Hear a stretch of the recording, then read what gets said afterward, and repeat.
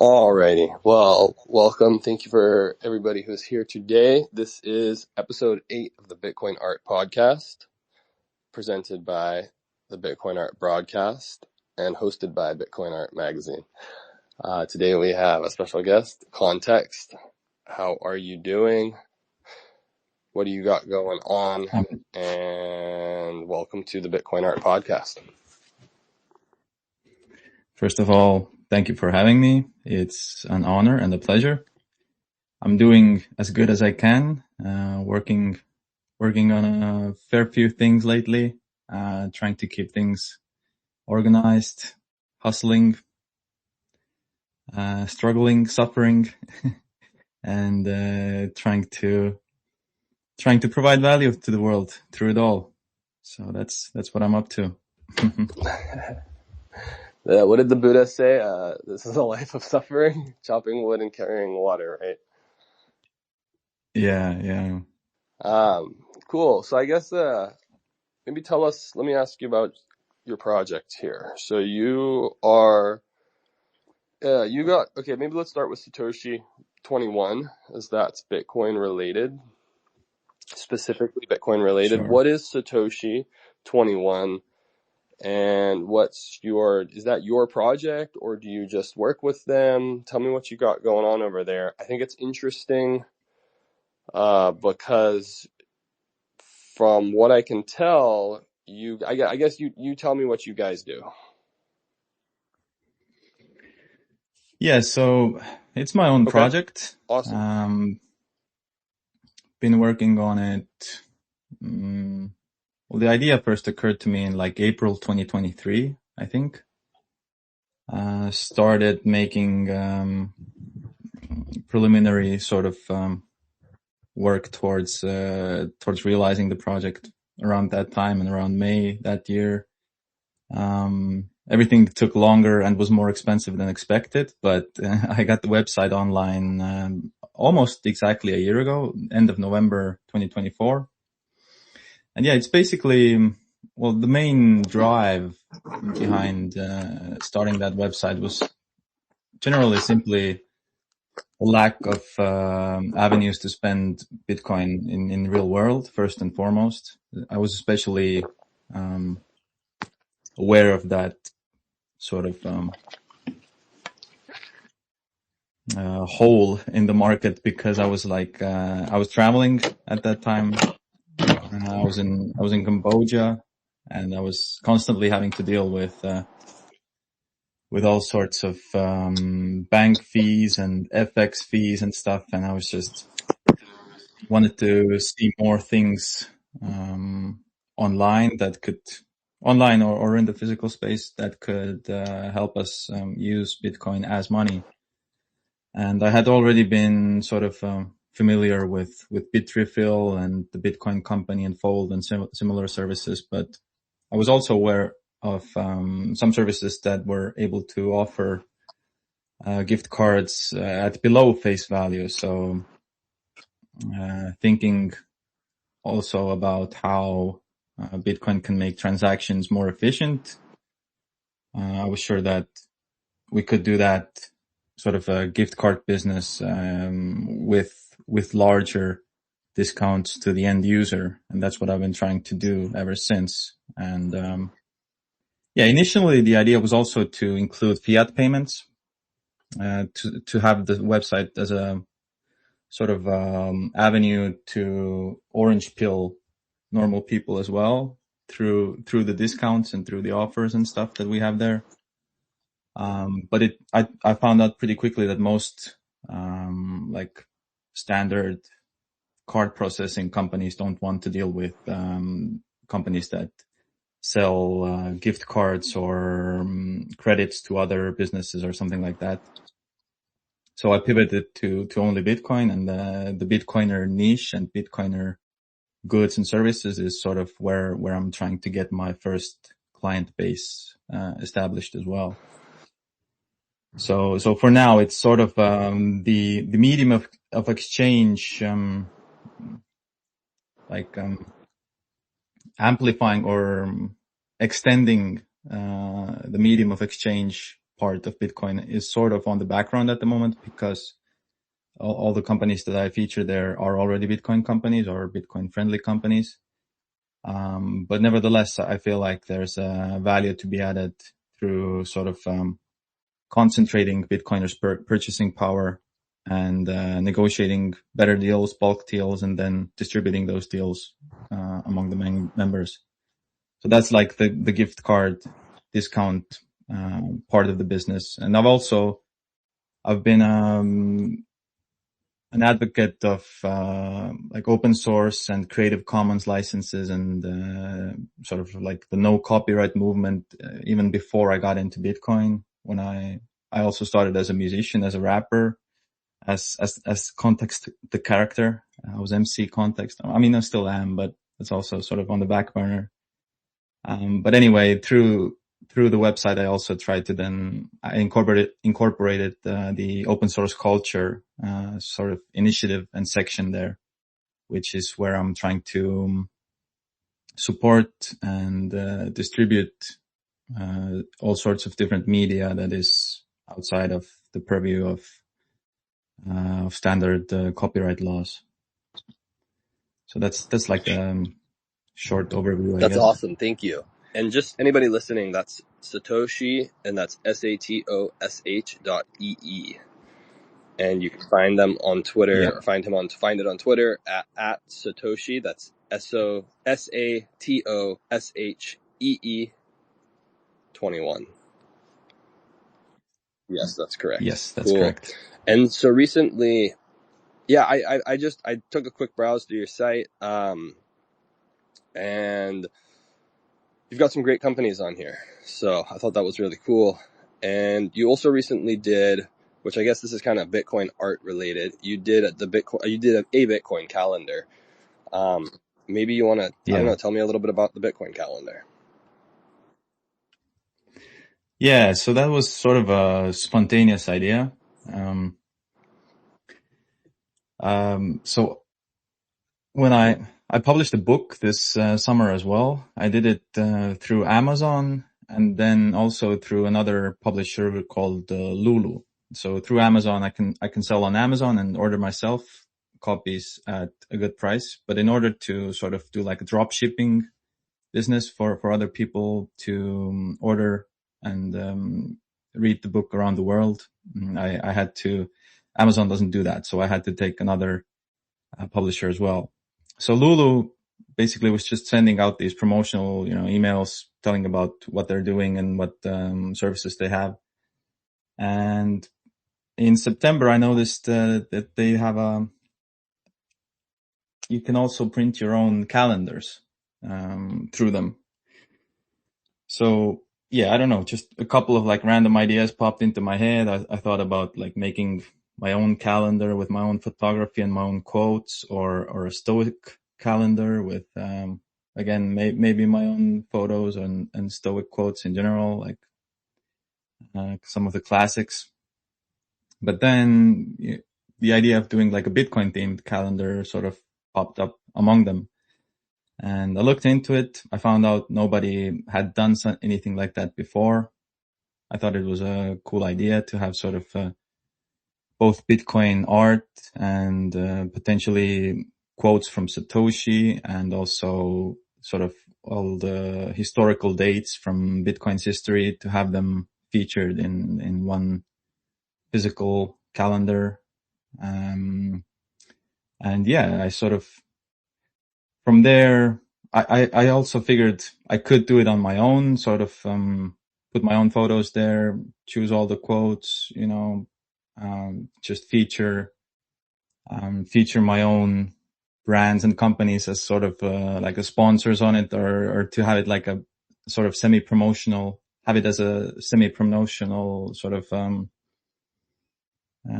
product as well. But then I figured, like, why not just incorporate other people in the Bitcoin space and other companies in the Bitcoin space into that project, make it sort of a community project, because that's what Bitcoin itself is. So beginning of October, launched like a little competition for artists to submit their art and photos for the calendar. Had I'm not exactly sure how many people. I think maybe eight or nine people and 18 or 19 works submitted. Also got a couple of sponsors on board to sponsor the calendar, and to sponsor also sending then the completed work to different Bitcoin, like physical Bitcoin spaces around the world. Also a sort of a half promotional, half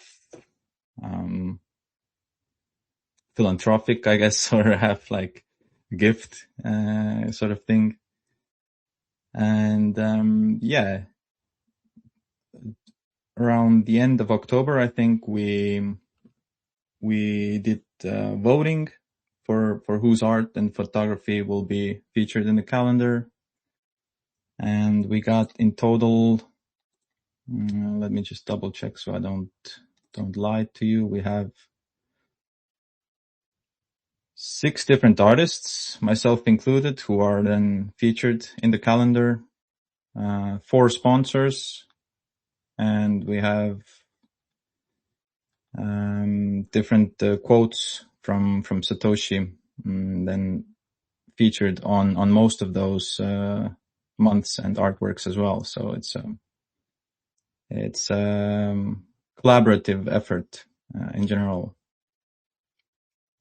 and it's been available now since the end of November 25. I think I put it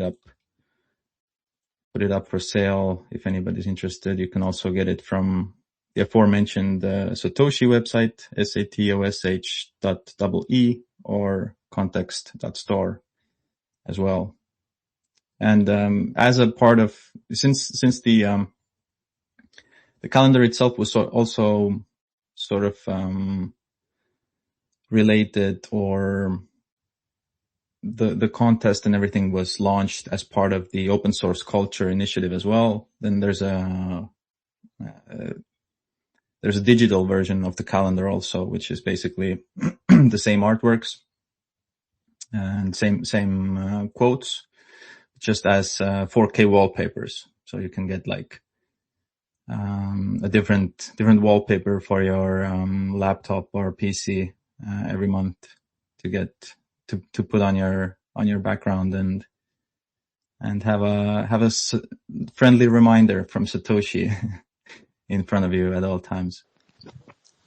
That's absolutely awesome. I feel like this calendar could become a pretty cool yearly thing that you do. I think so. Yeah. I hope so. At least Fun.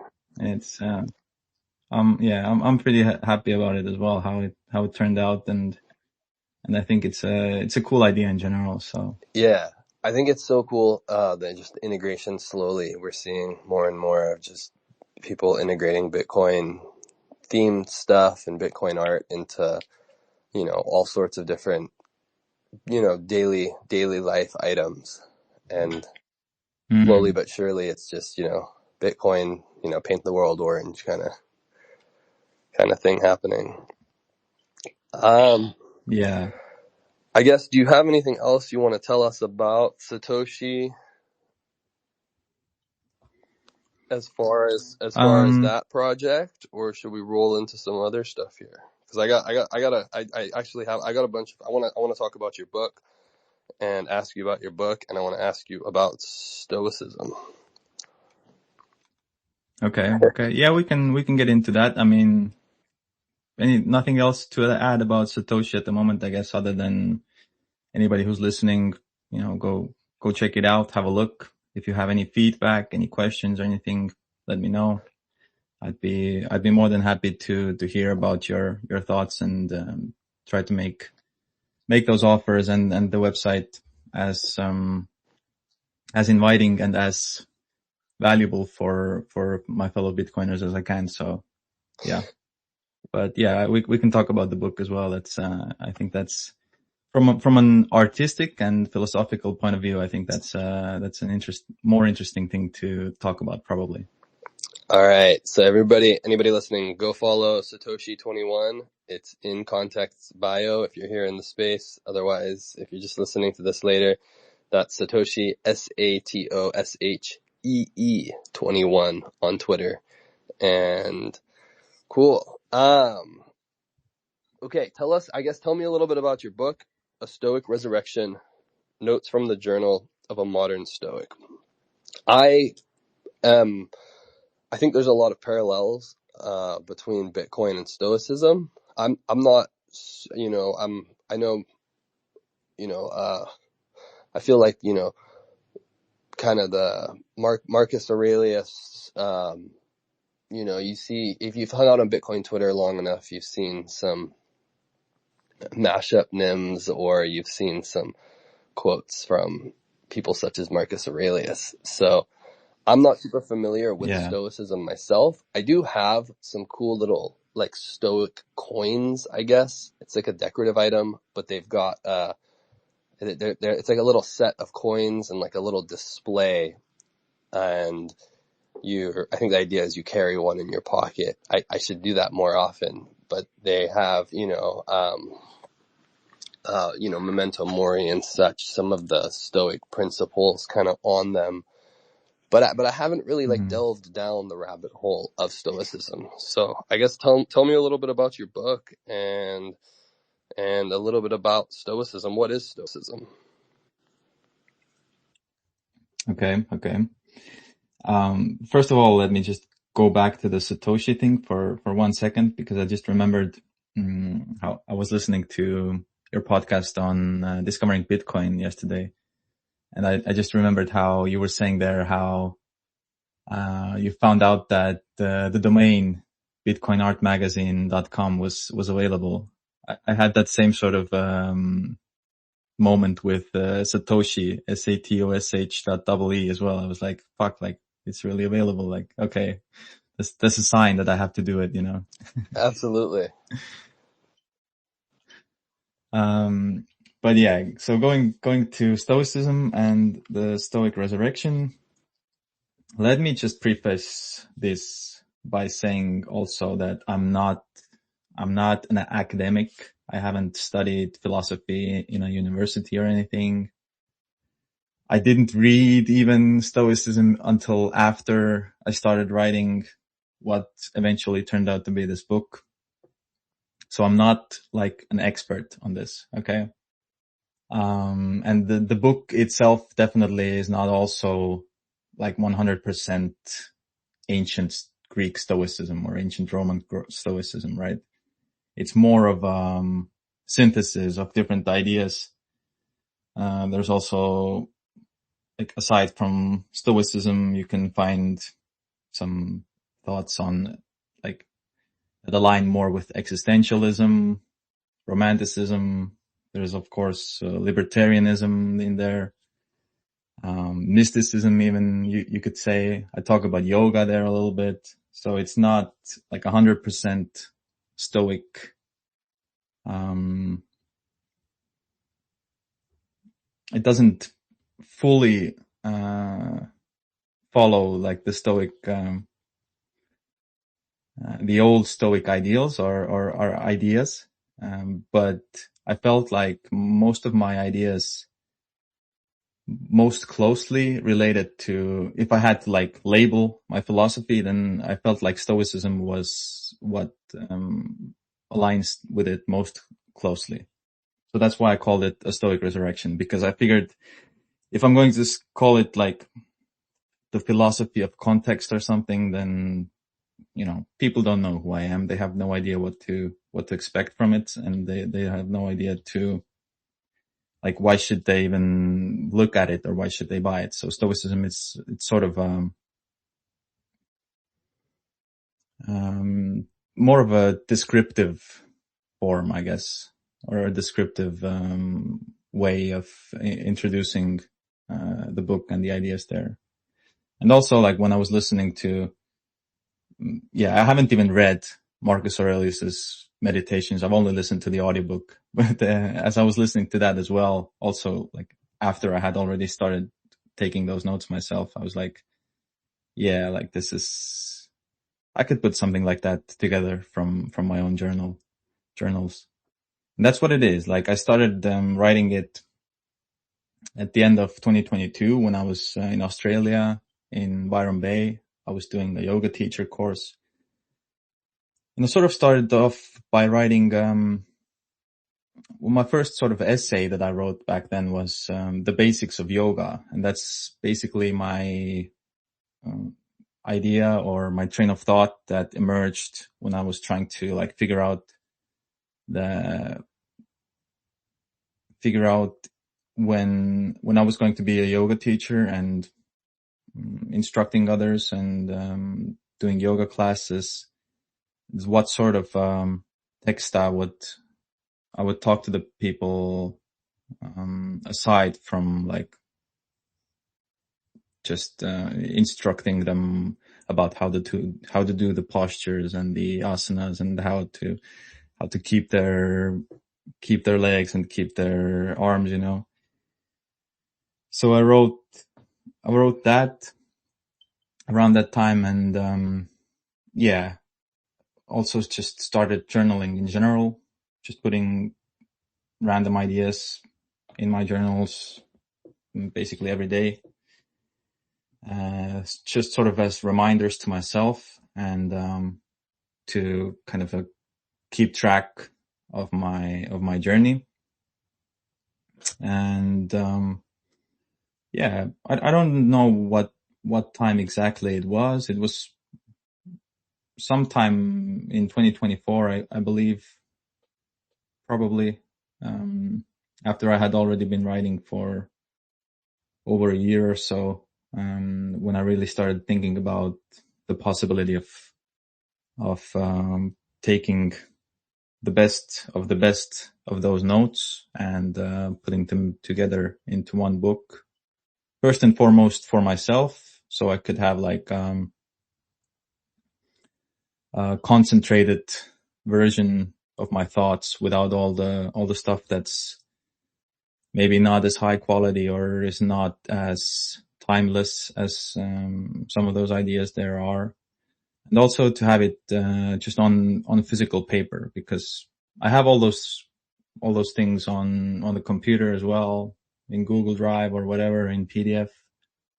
But I'm not a big fan of reading from a screen, and so I thought having it published and printed as a book would be the best thing for myself. And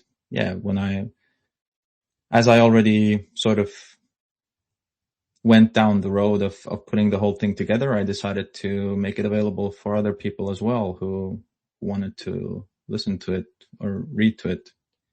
So, yeah. And at the moment, the book is available as a physical hardcover, available at Kontext.store and Amazon, and white paper books as well. And it's also available as a free PDF, because, as I said, I don't really believe in copyright laws. So it's published under a Creative Commons license. The PDF is on the Satoshi website in the open source culture section.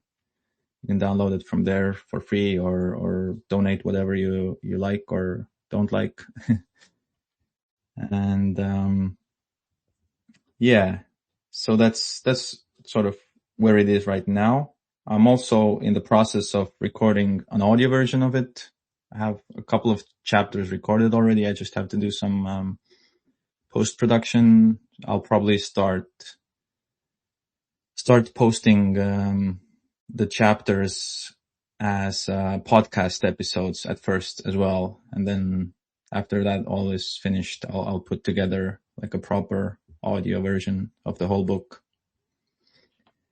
And in the book, it's not a Bitcoin book per se, or even a Bitcoin philosophy book, but Bitcoin is a big part of it. There's a chapter called Economics and Entrepreneurship, which I believe, if I'm not mistaken, it's the longest chapter in the book. And it is basically, most of it is about Bitcoin and libertarianism and stuff. I was going to ask if you fit Bitcoin into the book anywhere. So that's really cool to hear. I think that's Yeah, I'm looking at the photos on your website of it right now, and I love that it doesn't say Bitcoin anywhere, or at least like in the table of contents and like, on the book anywhere. And I think that's like the just Trojan horsing Bitcoin into, you know, materials, works, products, items in, in that somebody might pick up totally, unsuspecting and unawares, and then just giving them a little seed or a little dose of an orange pill is so cool. yeah. That's one of the things that I've been trying to do.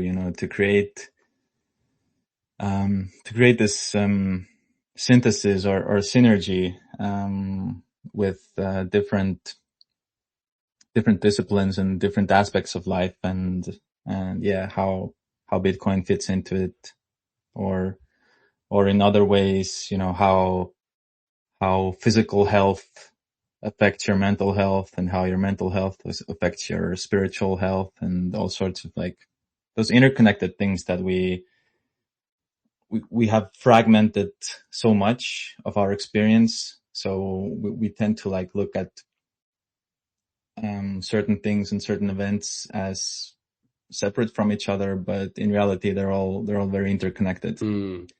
That's also one of the like Stoic principles, the interconnectedness of everything. And that's, I think, beautifully represented in the way that Bitcoin works as well, because it is a global network of individual nodes and the individual miners and individual users and businesses. But everybody is on the same network. They're operating by the same rules. They're operating on a same wavelength in some Hmm. sense. Um, yeah, tell me, I guess what are some parallels between Bitcoin and Stoicism that you have? I think I'll order a copy of your book here. I'm intrigued, and I'm gonna have to check it out. So Oh, awesome. I yeah, love to hear it. Thank yeah. you. What are some parallels that you've seen between Bitcoin and Stoicism? I don't know. Is there anything that stands out significantly for you as far as like I guess anything at all, but like the principles of Bitcoin and the things that you learn through studying Bitcoin. Is there have any significant parallels stood out to you between the two subjects?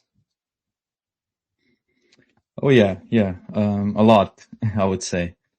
And I also, like I mentioned to you as we were setting up this meeting earlier, I mentioned to you how I had already thought about writing a piece about it as well. And again, thank you for having me here, because you really propelled me to get started on doing some actual work on it. So I'm currently in the process of writing like an essay or an article, Bitcoin from a Stoic perspective, or how Bitcoin embodies the Stoic principles. I'm not sure which I'll use as a title, but I'll just read some of my notes here. Awesome. So in my book, which is a philosophical book about Stoicism, I spend a large portion of the book discussing economics, and more specifically, Bitcoin. When I was putting the book together, I was quite aware of how the inclusion of Bitcoin could either turn people on or off the book, but I also couldn't leave it out. Why? Well, mainly because of how I put it in the book. Money is an extremely philosophical topic, as it's one of those things that coordinates human action on a large scale. But why Bitcoin? Well, this is because the core ideas behind Bitcoin and behind Stoicism run parallel and are complementary to each other. Bitcoin is the first monetary system that embodies the Stoic principles: self-sovereignty, incorruptibility, accountability, alignment with natural law, and the priority of virtue over power. So, to sort of lay out the foundation, I guess, for the parallels. We can start with the three categories of Stoicism, which are logic, physics, and ethics. They're not strictly hierarchical, as they are interdependent on each other. But generally, logic and physics are the precursors to ethics. And ethics, or living in accordance with nature, is the telos, or the ultimate aim of Stoics. So, before maybe we go into those three categories, we can also do a little introduction of the concept of the logos, which is an ancient Greek concept which represents the underlying principle of the universe. It signifies the inherent structure, intelligence, and underlying logic that makes the cosmos coherent. It is also the etymological origin of logic. A simplistic definition of logos is word, though this is superficial. For, as the Bible puts it, in the beginning was the Word, and the Word was with God, and the Word was God. Gospel of John. Now, the idea of logos being the divine guiding principle and logic is emblematic of how Stoics viewed the world. How Stoics viewed God as an omniscient, omnipresent, and omnipotent force, as the essence, source, both the cause and effect of everything. For the Stoics, logos was not only rationality, but the structuring principle woven into the fabric of nature, the metaphysical counterpart to Bitcoin's mathematical constraints. So basically, this is the idea that the world is guided by a divine principle and a divine sort of set of rules, which I think is embodied in Bitcoin through its code and through its rules. So that ties into the first categories of Bitcoin, of Stoicism, which is logic. So Bitcoin, at its very essence, is pure code. In other words, it's pure logic based on the very foundation of reality itself. Then the issuance of Bitcoin, done through the proof of work mechanism, is based in physics through how the mining process works. So it's done with special units of hardware, which are doing enormous computational work, consuming a lot of electricity while doing so. So they are bound in physics through the process of mining. And while working in their self-interest, they are also securing the network and ensuring that all transactions are not overwritten. So the hardware and electricity are the physical inputs which provide the essential structure of the network on top of the code, a parallel with nature itself. It is constrained by the laws of physics. It follows the logos or the will of God, and it is constantly in a cycle of life, death, and rebirth. In other words, it's constantly consuming and producing at the same time.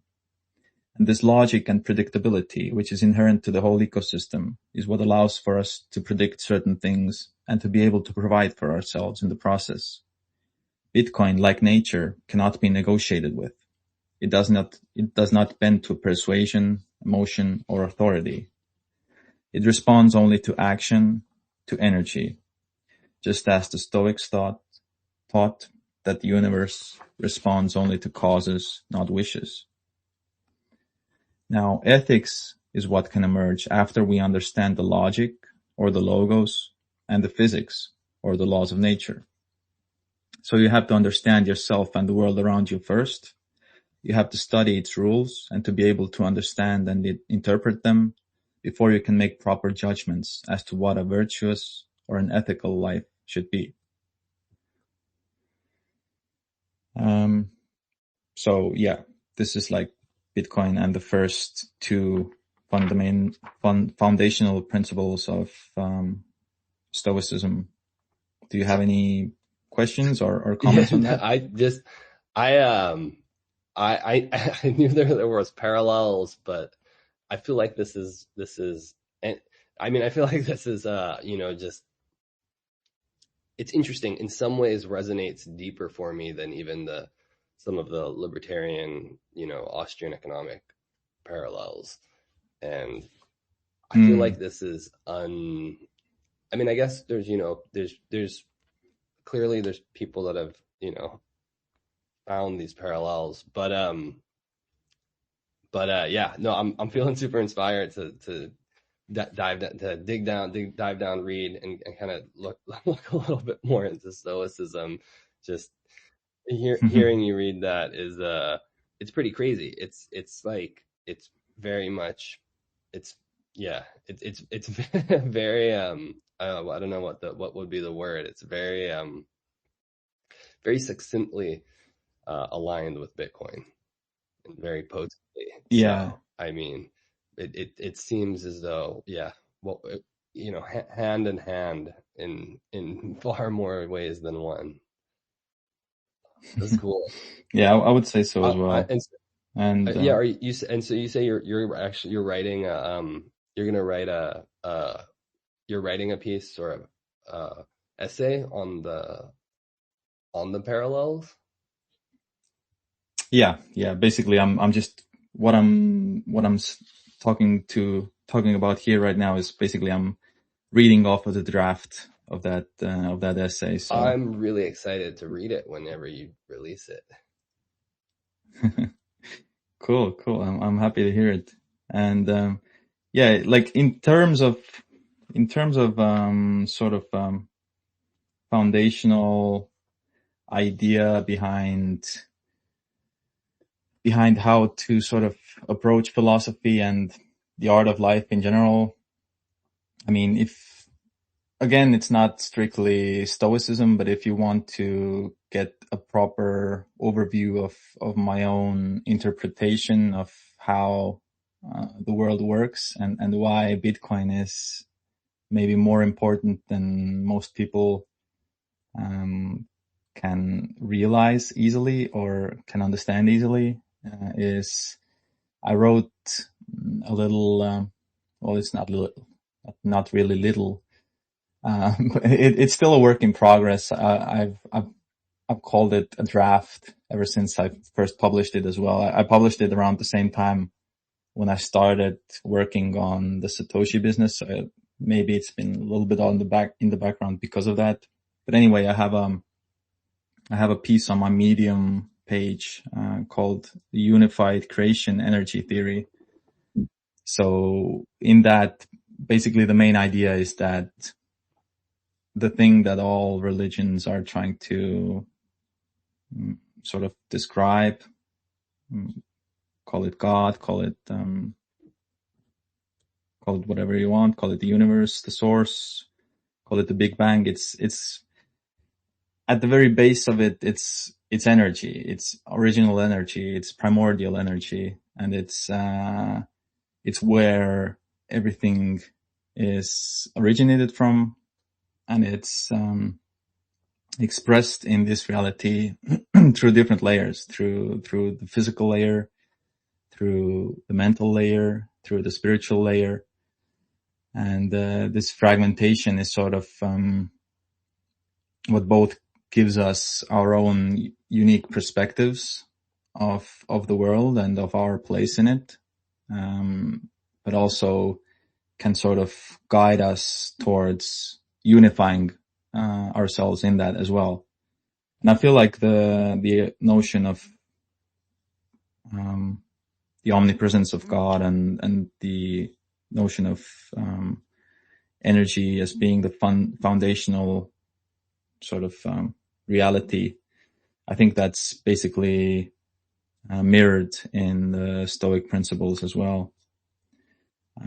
So yeah, if anybody's interested in like going maybe more in the spiritual side, you can check that article out on my Medium page as well. But if you want, I can continue with some of the parallels that I have in this article that I'm working on, Yeah. or are you running? No, we're doing pretty good on time. So it's 12:54 here. So I'm good for another 35, 40 minutes here. I guess I would love to hear a little bit more, a little sneak peek of what you're working on. But I don't know, is there anything you tell me, is there anything you wanted to talk about specifically, anything else, or anything you wanted, I don't know, anything you wanted to say, or yeah, do you have any other Oh, questions or any other topics you wanted to kind of talk about during this time today? I feel like we're gonna have to do this again, because I feel like there's a lot to unpack here, and you, I, I this just kind of, I just thought of this right now, but like maybe once you've um, written this essay, it would be, I don't know how long it's going to be, but it would be cool to do just a space where you just read it to us if you're interested in that.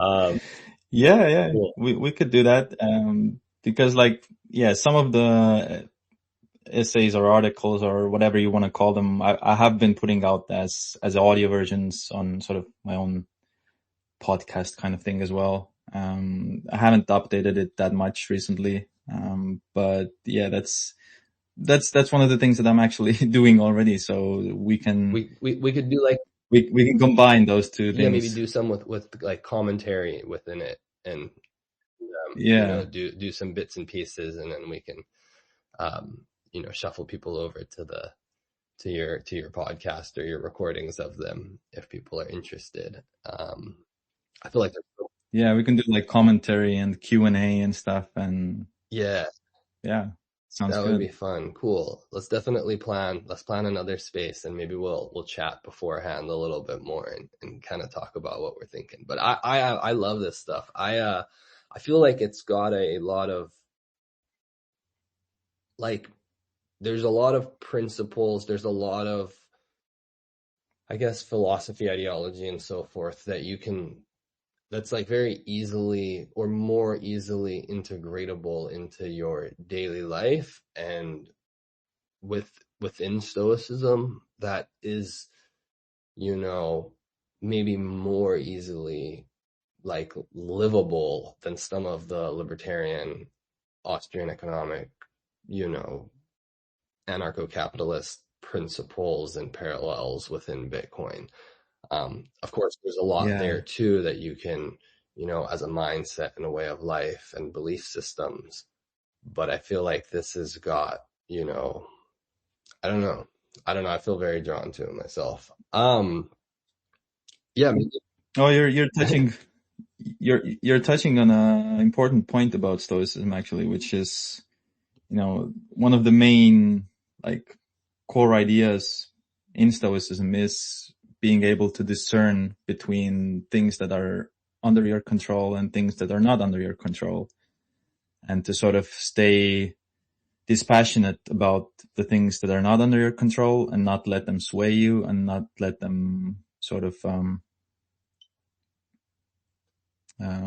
disturb you even, and also to take full responsibility for the things that are under your control. So that's like the very practical aspect of stoicism, which is, yeah, not that present in like sort of libertarian or other isms, I Yeah, would say. yeah, yeah. That's it's.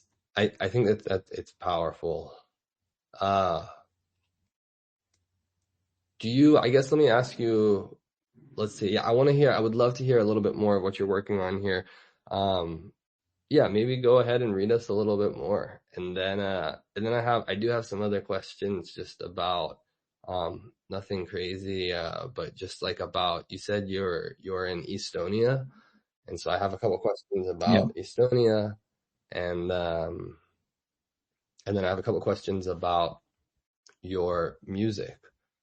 And so Okay. maybe read us a little bit more, and then I'll ask you a question or two about Estonia, and then your music, and we can kind of close it up with that. Sounds good. Sounds good. Okay, so let's continue with Bitcoin and ethics. So, Bitcoin is closely related to logic and physics. But what about ethics? Where's the connection between money and ethics? Bitcoin is a trustless system, meaning that participants do not need to trust any central authority, intermediary, or counterparty in order for the system to function correctly and securely. Bitcoiners also say don't trust, verify. Now, one might argue that a life without trust appears antithetical to virtue. However, this is not the case. It is a trustless network, which makes the value of trust in that network between the individual participants who are exchanging value between each other even more valuable. If trust is scarce, the value of being trusted becomes paramount. Hence, it incentivizes becoming trustworthy. How do you become trusted? By being virtuous, which is basically the ideal of Stoicism. The ultimate aim of Stoicism is to be a virtuous person, to be a good person. And by sticking to your word. That is ethics in practice. In addition, when Bitcoin rises in value and goods and services become more affordable to the person living on a Bitcoin standard, they can afford more. They don't have to sell their souls, doing jobs they hate in order to get by. They can start new businesses or donate to the arts. In other words, they can extend their wealth and knowledge further and further outside of themselves. So, the 4 Stoic virtues. Virtue is the highest goal in life, according to the Stoics. External circumstances may be as they are, whether one is an emperor, like Marcus Aurelius, or a slave, like Epictetus. But what is in each and every person's domain of influence is themselves, their thoughts, words, and actions. This is composure. This is equanimity. And like the concept of an omnipresent, ever-pervasive God is not unique to the Stoics, neither is the will to be the master of oneself. So I have a couple of examples here. In the Bhagavad Gita, it is said, "Be steadfast in the performance of your duty, abandoning attachment to success and failure." Such equanimity is called yoga. Equanimity is also one of the four Brahma Viharas in Buddhism. Buddha himself is said to have said during the fire sermon, quote, "Disenchanted, he becomes dispassionate. Through dispassion, he is fully released. With full release, there is knowledge." And in the Bible, Jesus says, quote, "Why are you so afraid? Do you still have no faith?" End quote. Mark 440, sorry. 420 would be nice, but so anyway, the four cardinal Stoic virtues are wisdom, justice, courage, and temperance. And they also align to sort of Bitcoin philosophy or some of the qualities that Bitcoin represents. Wisdom, for example, is a verification of transactions, and in how understanding Bitcoin requires studying economics, technology, cryptography, and psychology, among other disciplines. Justice is present or can be communicated, or the equivalent of justice, I guess, in Bitcoin is fungibility. It is proof of work, and it is the fact that the network is open to everyone equally around the world. Then there's courage. And I have to add to that one, and that Bitcoin has the potential of replacing the evil central banking cartel, which would be a form of justice. Yeah, true. That's a good point. That's a good Bitcoin brings point. justice to the global monetary system. Go on. Yeah, I'm taking a note of that. Yeah. Thank you. Okay, burn, so burn, next one is burn the banks. it obsoletes the banks the same way worldwide. Bringing justice to the people. Oh, yeah, yeah. So the next one is courage. That is in trusting the trustless network and taking full responsibility of your own actions, of your own keys. And then there's temperance. A temperance in hodling, volatility, and in staying humble. And the fixed supply teaches restraint. Now there's also an important concept, which is the dichotomy of control, which I briefly touched upon as well already. The things we can control and the things we can't. And with fiat money, it's sort of, it's a representation of like the hubris of human, I guess. Not of individual people, but of us as a collective, because the whole premise of having a central bank in general or having fiat money is the idea that you can control the value of money. You can control the flow of money. You can control, the price of money and the interest rates and whatnot. So that's sort of, I think that's an expression of people trying to control things they probably shouldn't or couldn't without having at least unforeseen, very bad external consequences.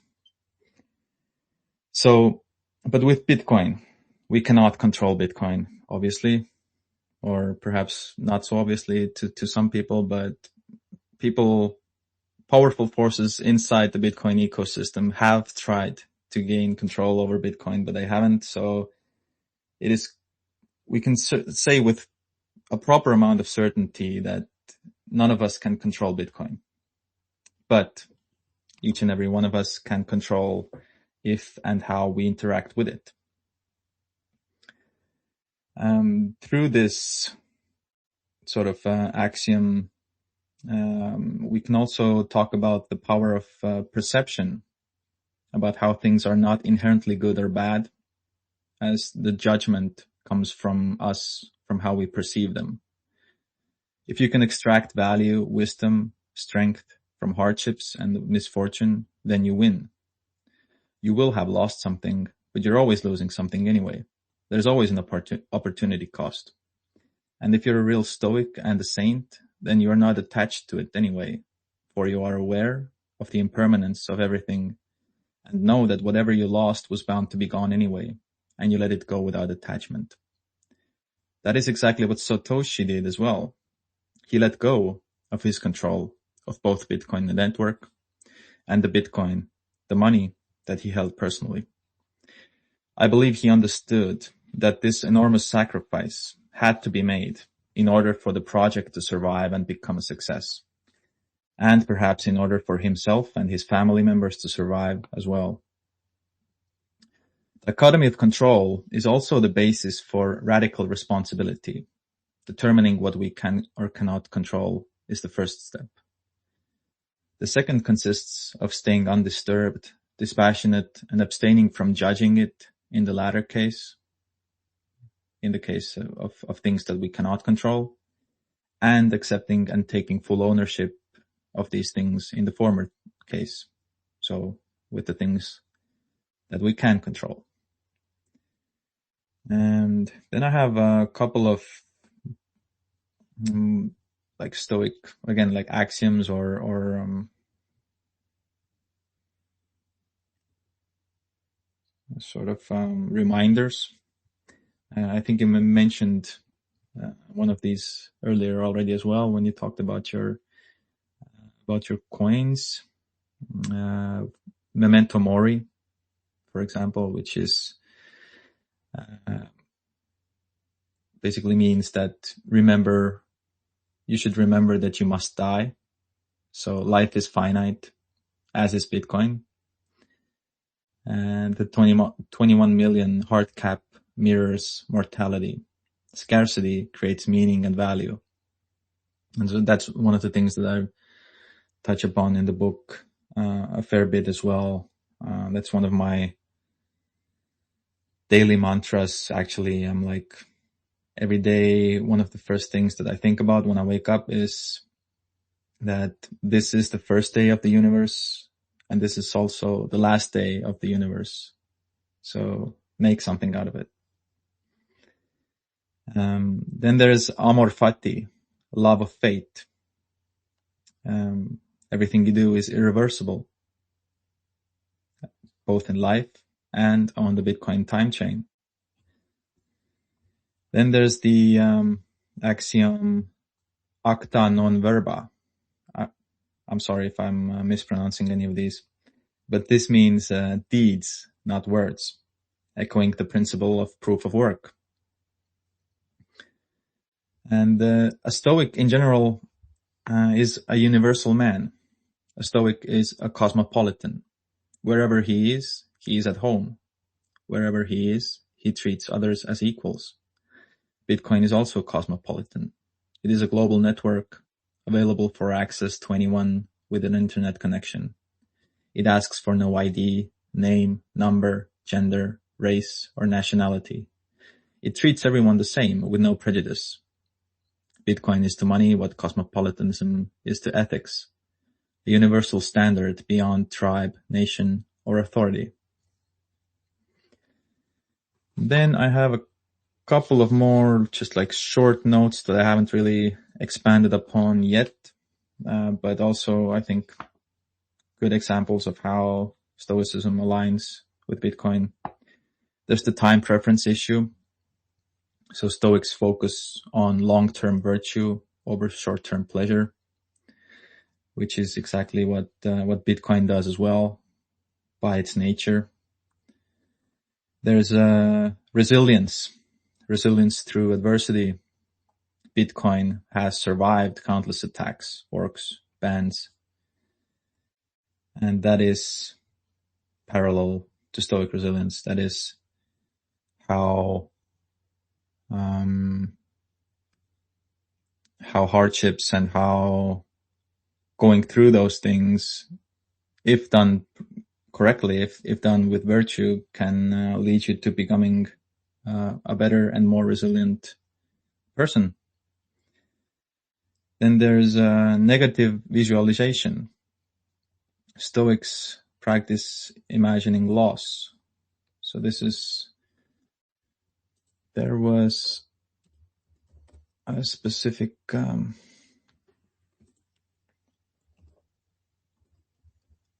I feel specific saying.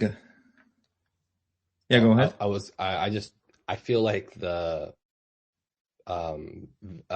practice visualizing loss, that one, it's on one of the coins that I have, and I was,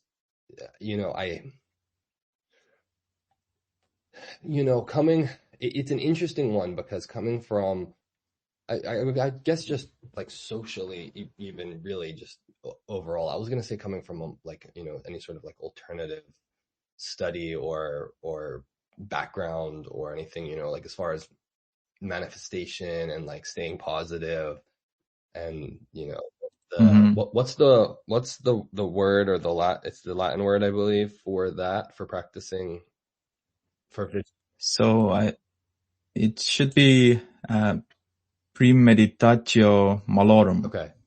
The premeditation of evils. Okay.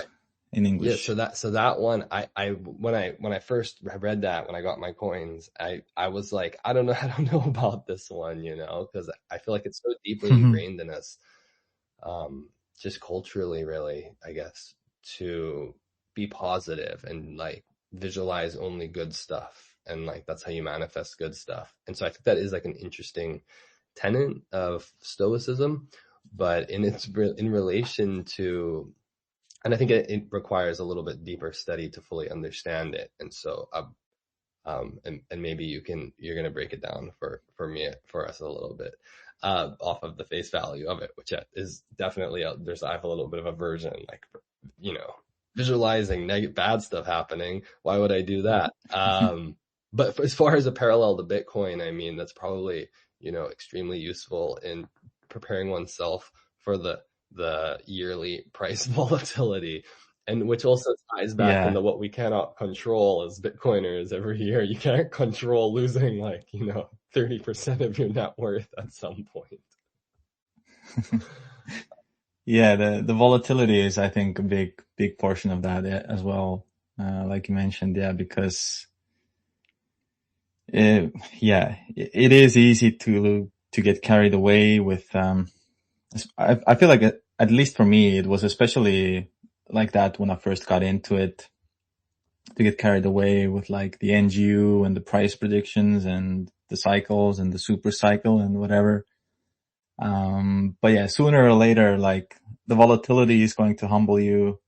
Like you're going to make mistakes along the way. Like I personally, I've made basically more or less every mistake you can make. Like I was shitcoining. I was keeping my coins on BlockFi and Celsius, and I was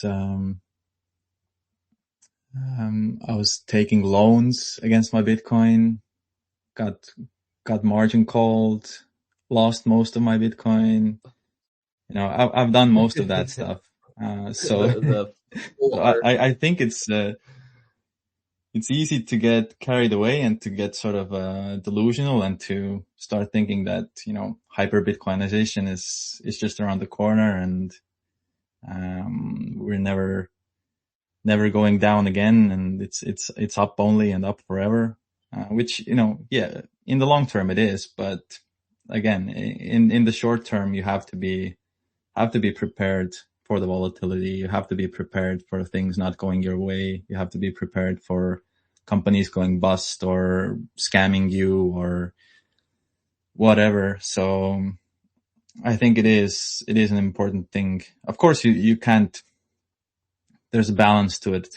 Obviously, like you can't just think about all the bad stuff that could happen all day, every day, Yeah. because you're going to end up in a lot of anxiety as a result of that.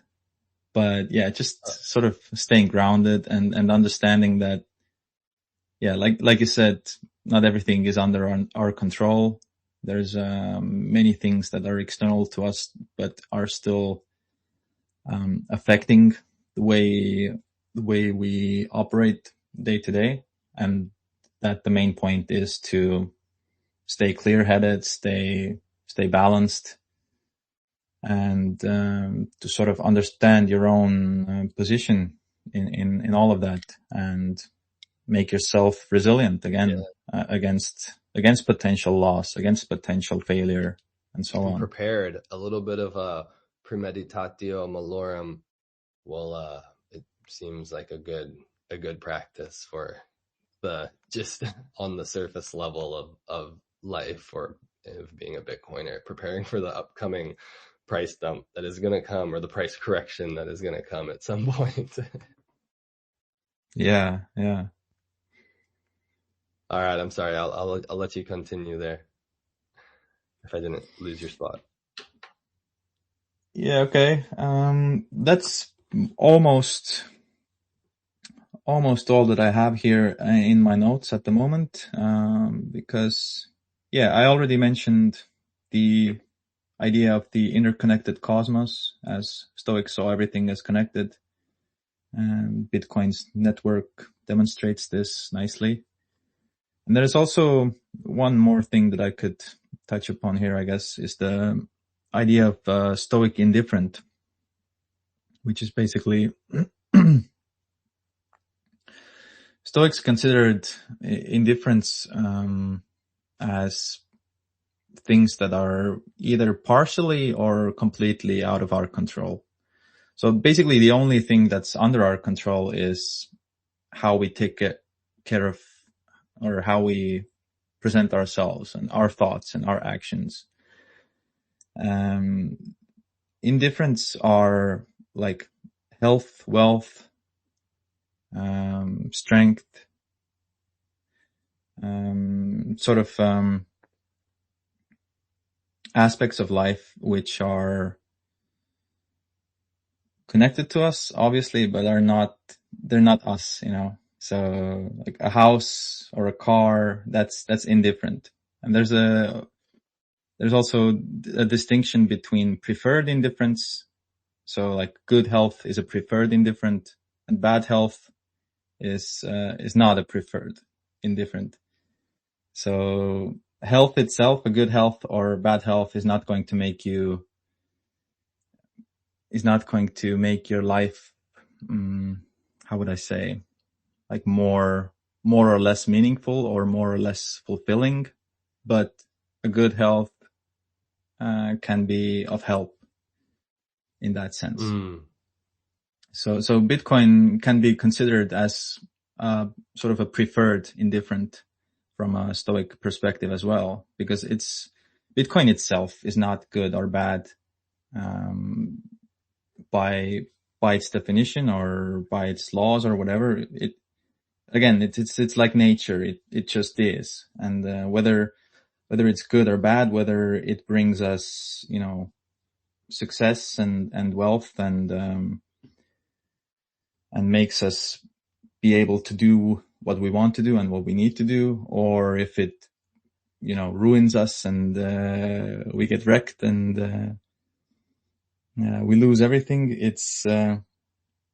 It all comes down to how we interact with it, basically. So it is something that's capable of being used virtuously, of being used for a good cause and for a good reason, but it is not the reason or the cause itself. So it sort of comes circling back to the fact that Bitcoin is, at the end of the day, Bitcoin is just money. It's just a tool. It's just an expression of value, of a medium of exchange, and that it's not, at the end of the day, our goal in life is not to make money, not even to earn Bitcoin, but our goal in life is to become better people, and that's what Bitcoin theoretically helps us to do. So yeah, that's what I have on the notes for this little upcoming essay. But yeah, I have similar like ideas and thoughts about Bitcoin and about its philosophical sort of implications in the book as well. So, all right, I'll be ordering a copy of your book here, and so I'm gonna check it out. I'm also gonna listen to some of your music, and then let's yeah, you have that link I sent you, so maybe just schedule, if you want to schedule another space down the road a little bit here, and let's talk about it some more. I really love this topic, and I feel like I could use more stoicism in my life, and I'm sure there's a lot of other people that could as well. So I feel like it's a high value thing, and it ties into Bitcoin just so eloquently and beautifully. Thank you. yeah, Thank you for cool. coming up here today. Thank you for your time. And I'm really excited, bullish on what you're working on. I'm excited to see what you come up with in the future as well. And I'm gonna do I want to say, would you be interested in maybe putting some, if we published a few words and kind of maybe, I don't know, we can talk about exactly what you would want to put in there. But my first thought would be maybe just a kind of like little mini synopsis of this essay that you're working on or that you're gonna write, in I think maybe edition 1 of Bitcoin Art Magazine, which will be the next one that's coming out. Otherwise, maybe in edition 2. So I think this would be a cool piece to have in there if you're interested in that. Oh yeah, hell yeah! I would be honored. I would be honored, really. And again, like, thank you for having me and giving me this chance to sort of introduce both the book and the calendar and the other ideas that I've been trying to evolve and get out there. Because yeah, I feel like that's sort of the thing that you're generally doing with your own art and your art magazine as well, is trying to tie those different things together and, show and sort of show and prove that it's not only Bitcoin is not only NGU, it's not only treasury companies, it's much more than that. And money as a principle, or money as a good, it's become vilified. It's become sort of bad word. Mm. They say money is the root of all evil. Well, in one of my essays I mentioned earlier, Unified Creation Energy Theory, I would say fiat money is the root of all evil, because it allows for us to corrupt the money first, and then the money is going to corrupt us. But Bitcoin is an incorruptible money, so it's an incorruptible power. So it's also, if you buy into the notion that God is energy, and if you understand that power corrupts, and absolute power corrupts absolutely, then the idea of an incorruptible money or an incorruptible power, it can become maybe more evident how important that concept actually is. So Absolutely. No, this was really good. Thank you for taking the time. And yeah, let's I feel like I should probably, I'm usually just late to stuff, but I feel like I should probably run here shortly and hop on with AG and Dub. We're going to be over on Whatnot, and I think this is going to be their last show for the year. And I'm going to put the link up in the nest if anybody wants to follow us over there.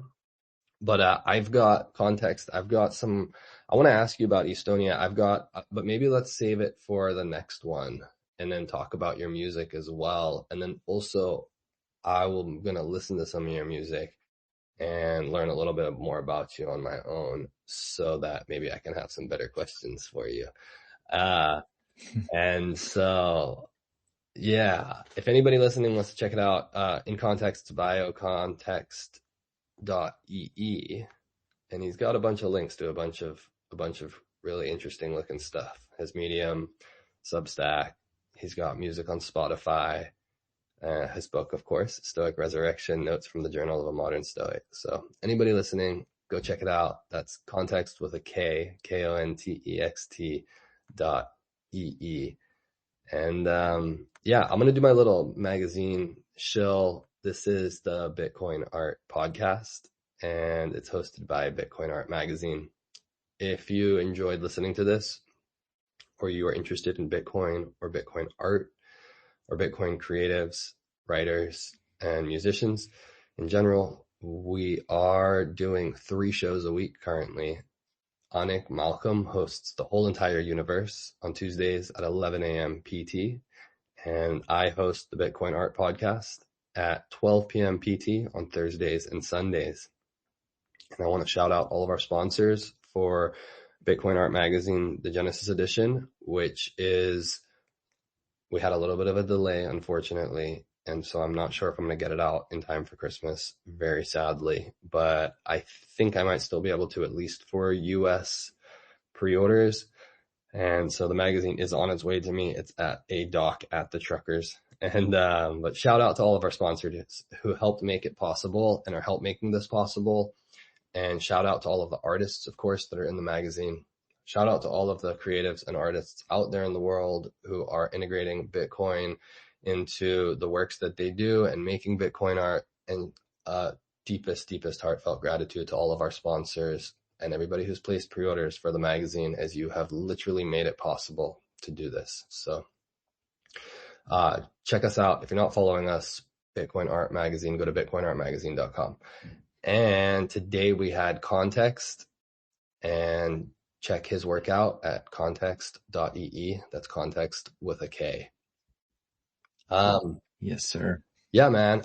This was really good. I really enjoyed this. I think you were the first writer, musician, philosopher that we've had on the show. So I think so far it's mostly been visual artists, such as, painters and whatnot. So I'm excited to get to be speaking to more people that are also artists, and I'm also excited to integrate into the magazine, start featuring some more, writers and musicians and stuff, and kind of looking at how to showcase other art forms beyond, I guess, like drawing and painting and sculpting. And so I think this is really exciting. And yeah, man, I'm grateful that we did this today, and I'm really very excited to do it again. So yeah, let's do it. I'm up for it for sure. Awesome. Right on. Well, I know Chef Zero, shout out to Chef Zero in the audience. I know you wanted to hop up here on stage, but I am going to just cut this one off because I do got to run, but we will be back on Tuesday at 11 a.m. PT with Onik, and then I'll be back Thursday and this next Sunday at 12 p.m. PT. That's 12 noon. And let me see real quick who I've got. I got Rare Skrilla on this Thursday, the 11th, super OG Bitcoin artist. And then I've got Acme. I believe he is one of the 2140 crew, and I think he's doing music. So that's going to be on Sunday, December 14th at 12 noon. So if you're listening to this and you enjoy what the kind of things we talk about and the people we have on here, please come and join us.